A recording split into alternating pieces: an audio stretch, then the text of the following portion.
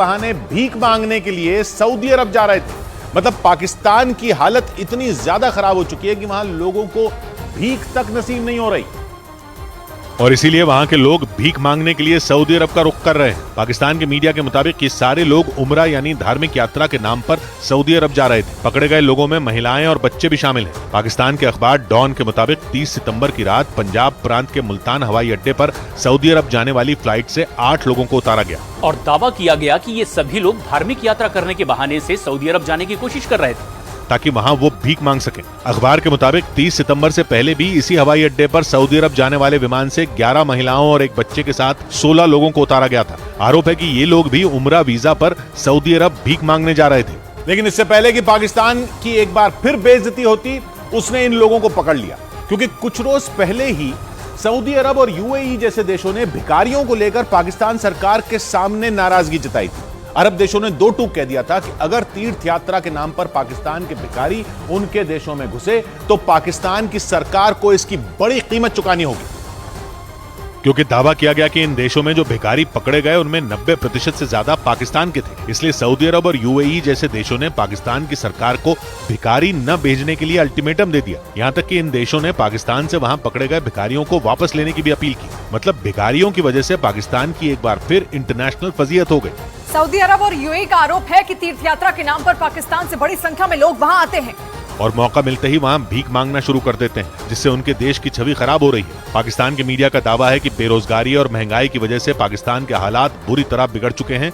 इसी वजह से वहां के लोग मौका मिलते ही तीर्थ यात्री बनकर पश्चिम एशिया के देशों का रुख कर रहे हैं। इधर केरल के कोच्चि से एक ऐसी खबर सामने आई जो सड़क से गुजरने वाले हर शख्स के रोंगटे खड़े कर दे।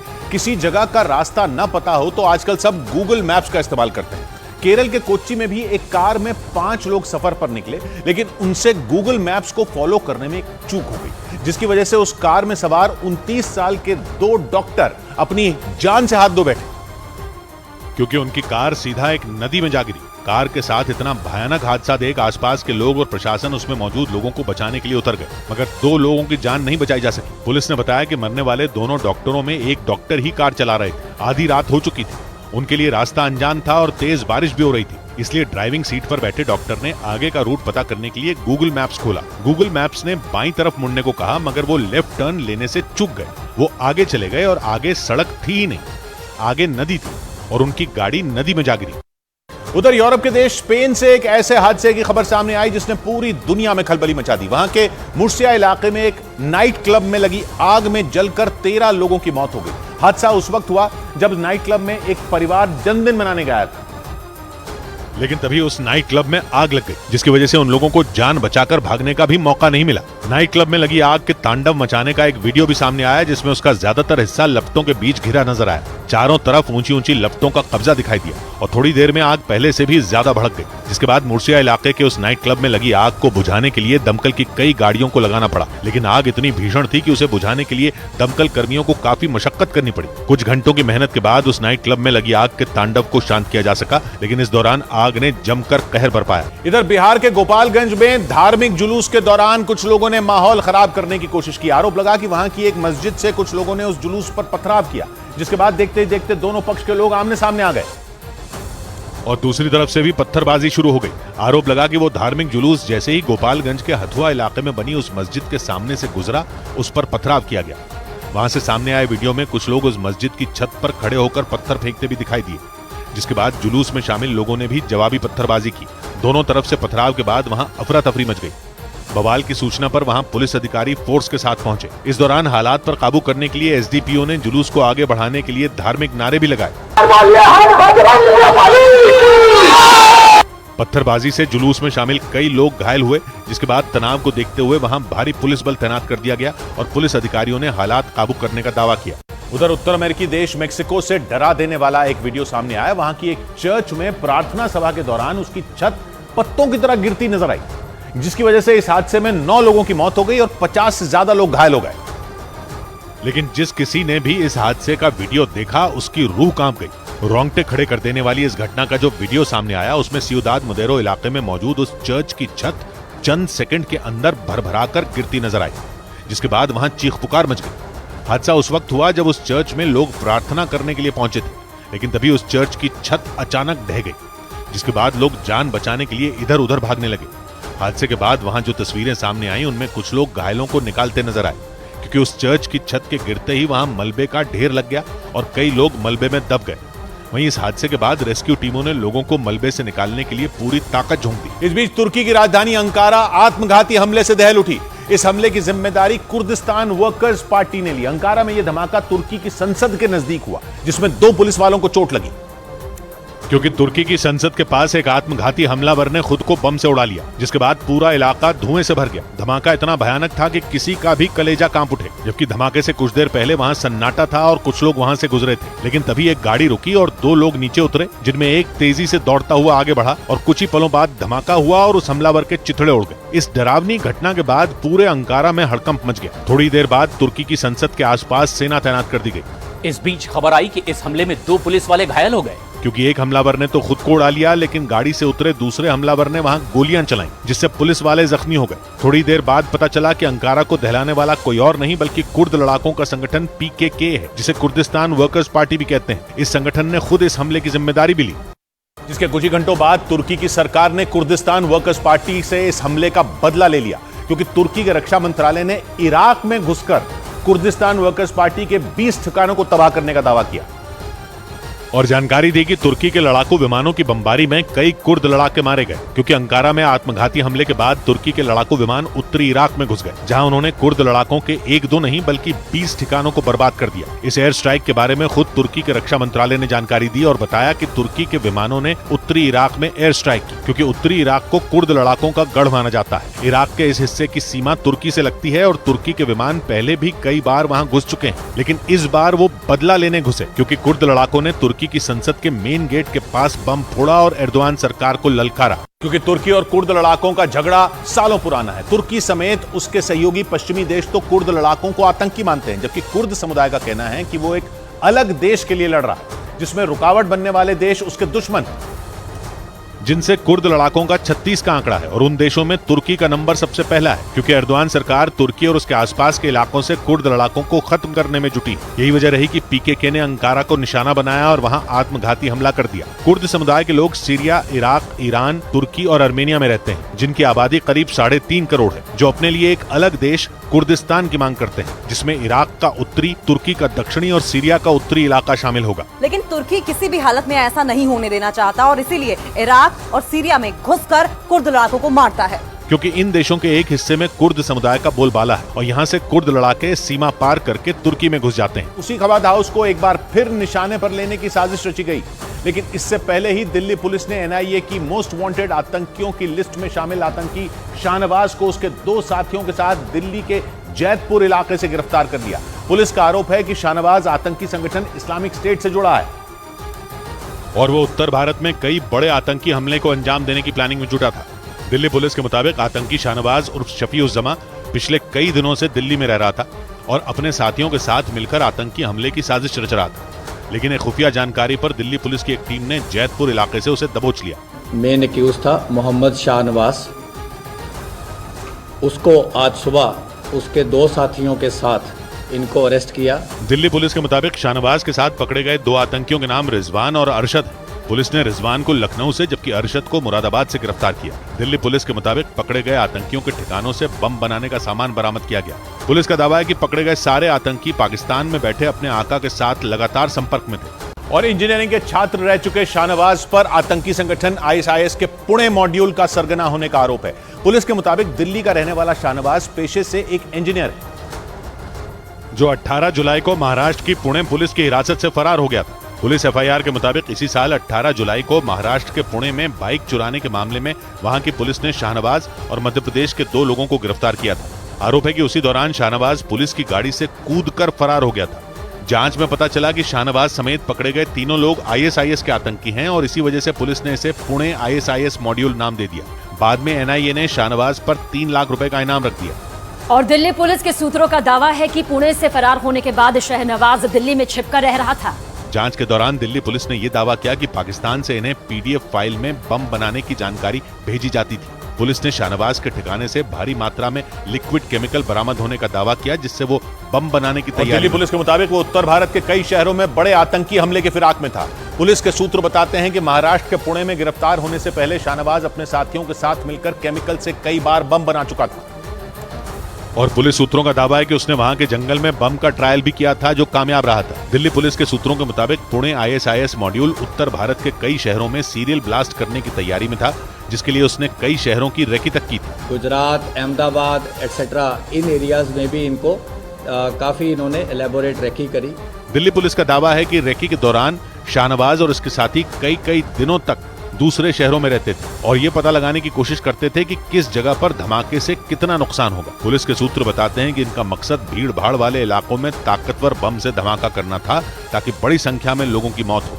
पुलिस सूत्रों का दावा है कि भारत में आतंकी हमले को अंजाम देने के लिए हवाला के जरिए इन्हें पाकिस्तान से पैसे भेजे जाते थे। उधर अमेरिका के न्यू जर्सी से एक ऐसा वीडियो सामने आया जो पूरी दुनिया में सुर्खियां बन गई, क्योंकि वहां एक तेज रफ्तार कार वहां के पुलिस मुख्यालय में ही घुसकार किया। क्योंकि वो तेज रफ्तार कार पुलिस मुख्यालय का शीशा तोड़कर अंदर जा घुसी।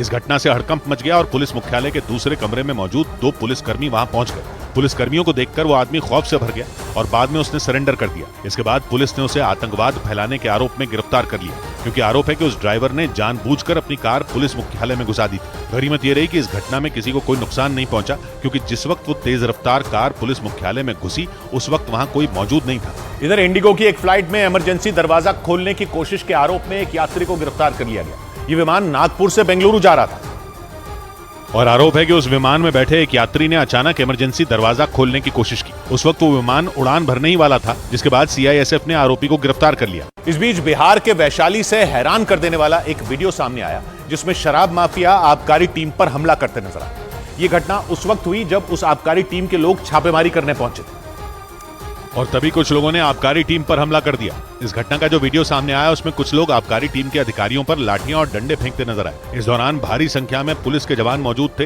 लेकिन उन लोगों पर इसका कोई असर नहीं पड़ा और वो लोग हमला करते रहे। इस दौरान आबकारी टीम के लोग जान बचाने के लिए भागने लगे तो भीड़ ने उन लोगों का पीछा करना शुरू कर दिया। इस घटना में आबकारी टीम के 3 लोग बुरी तरह घायल हो गए। बाद में उन्हें अस्पताल में भर्ती कराया गया। पुलिस ने आरोपियों के खिलाफ केस दर्ज कर मामले की जांच शुरू कर दी। उधर इराक में सरकार विरोधी प्रदर्शन की 4थी सालगिरह पर हिंसा भड़क गई। वहां की राजधानी बगदाद में लोग सुबह सुबह सड़कों पर उतर आए और 2019 के प्रदर्शन में मारे गए लोगों को याद किया।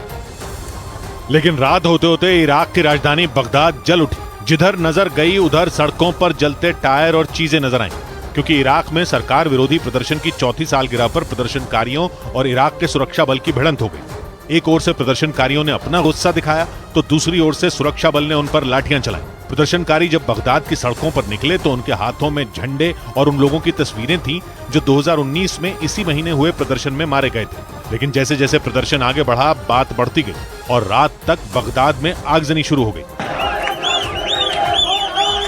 बगदाद में हुए इस हिंसक प्रदर्शन के दौरान भीड़ को काबू करने के लिए सुरक्षा बल ने भी पूरा जोर आजमाया। लोग जब लाठीचार्ज से नहीं माने तो हवाई फायरिंग की गई। इस दौरान कई प्रदर्शनकारी जख्मी भी हुए, क्योंकि इराक के सुरक्षा बल ने प्रदर्शनकारियों को काबू करने के लिए एक बार फिर वही रास्ता अपनाया जो उसने 2019 में अपनाया था। इराक में 2019 के अक्टूबर महीने में भ्रष्टाचार, मूलभूत सेवाओं की कमी और बेरोजगारी के मुद्दे पर हजारों लोगों ने प्रदर्शन किया था और जबरदस्त हिंसा हुई थी, जिसमें 700 लोगों की मौत हो गई थी। जिसके बाद इराक के तब के प्रधानमंत्री आदिल अब्दुल मेहदी को इस्तीफा देना पड़ा था, क्योंकि 2019 के अक्टूबर महीने में मेहदी सरकार की नीतियों के खिलाफ प्रदर्शन हुआ था और हजारों लोग भ्रष्टाचार, मूलभूत सेवाओं की कमी और बेरोजगारी के मुद्दे पर सड़कों पर उतर आए थे। इराक में हुए उन्हीं प्रदर्शनों की 4थी सालगिरह पर अक्टूबर की शुरुआत में एक बार फिर लोग सड़कों पर उतरे, जिसके बाद ऐसी हिंसा हुई कि 2019 की याद आ गई, क्योंकि उस वक्त भी इराक में कुछ इसी तरह लोगों पर लाठियां और गोलियां चली थी। क्योंकि इराक के मीडिया ने यह दावा किया था कि सरकार ने सुरक्षा बल को आदेश दिया था कि लोगों को साम दाम दंड भेद किसी भी तरह से काबू किया जाए, जिसके बाद प्रदर्शन में शामिल सैकड़ों लोगों की जान चली गई थी।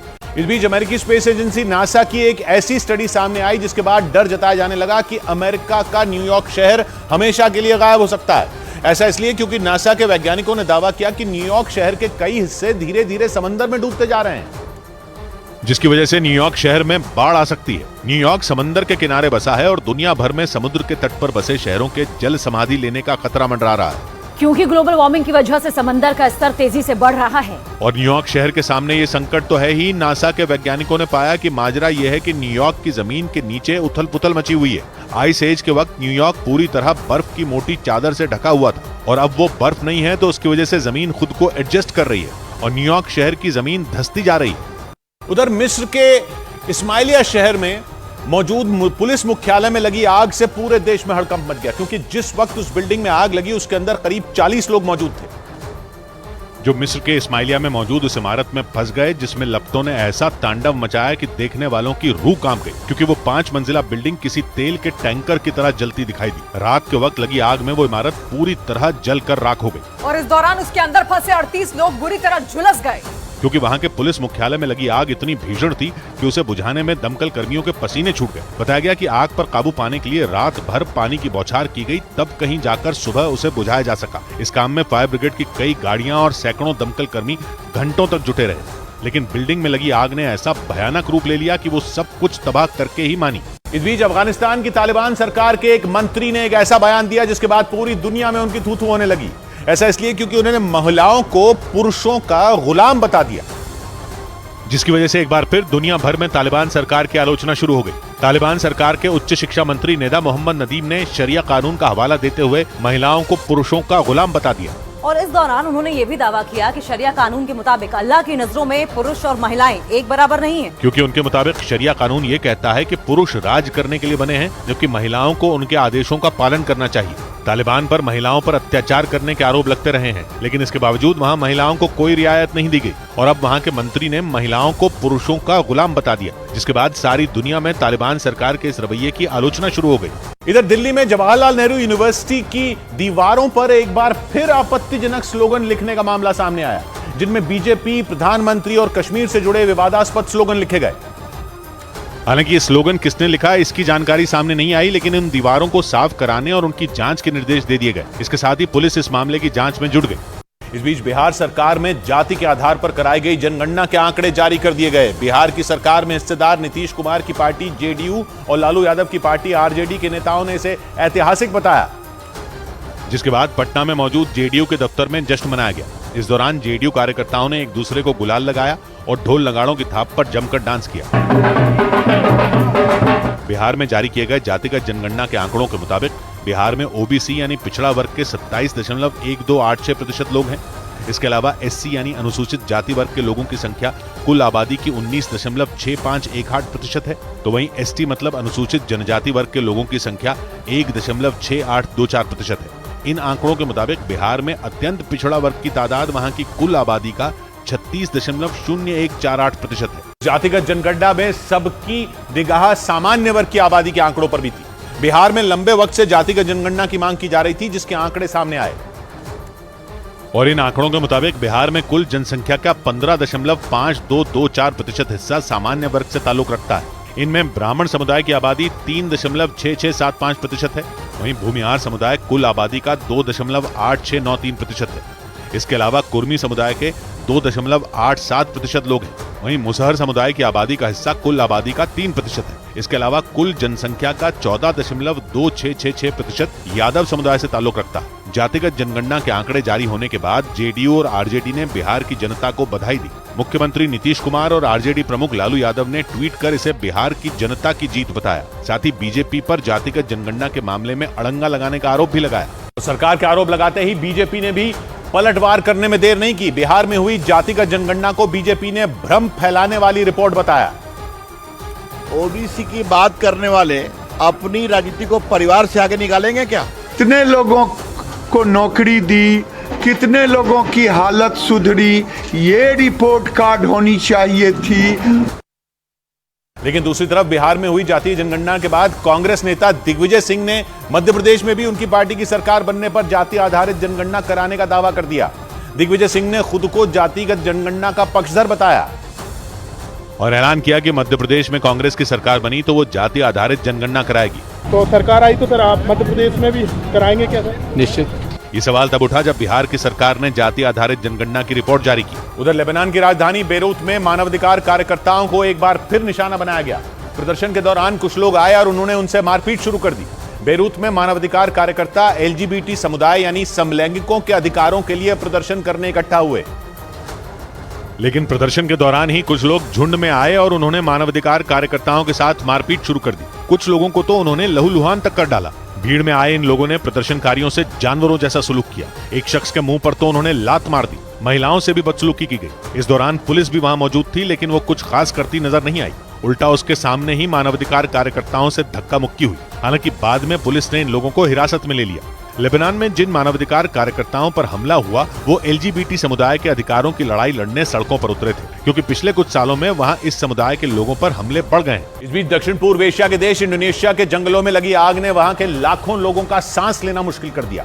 वहां की सरकार के मुताबिक सुमात्रा द्वीप में मौजूद करीब 300 जंगलों को इस आग ने अपने आगोश में ले लिया, जिससे इतना धुआं उठा कि सुमात्रा समेत इंडोनेशिया के कई हिस्सों में लोगों की जान पर बनाई।